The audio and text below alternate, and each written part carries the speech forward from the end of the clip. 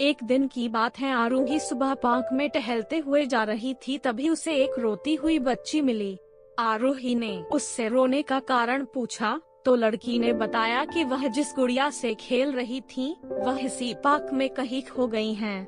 आरूही ने उस बच्ची को उसकी गुड़िया ढूंढ लाने का आश्वासन दिया, जिससे वह बच्ची चुप हो गई। आरूही ने गुड़िया ढूंढने के लिए समय मांगी और फिर दूसरे दिन गुड़िया लाने का वादा करके वहां से चली गई। पर गुड़िया ना तो आरूही को मिली और ना ही उस बच्ची को। आरूही ने गुड़िया की तरफ से एक काल्पनिक पत्र उस बच्ची को लिखी और जब वह बच्ची पार्क में गुड़िया पाने की आशा में आई तो आरूही ने वह पत्र उस बच्ची को पढ़कर सुनाया।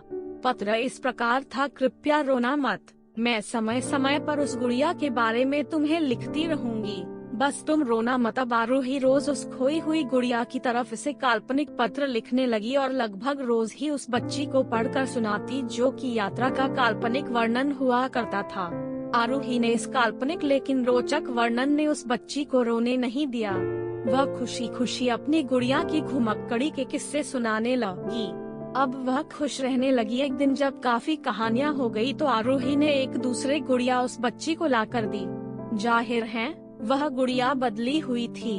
उस बच्ची को अपनी खोई हुई पुरानी गुड़िया जैसे नई लगी तो वह आरूही की ओर देखने लगी। आरूही अनजान बनते हुए गुड़िया में चिपकी एक चिट को निकाल कर पढ़ने लगी।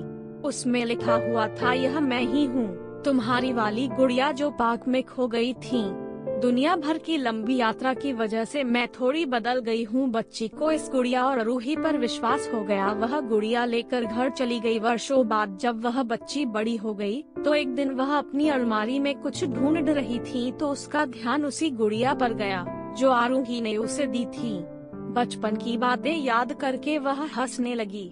उसे सब समझ आ चुका था कि आरूही ने कैसे उसका मन रखा। उसे उस गुड़िया पर फिर प्यार आने लगा।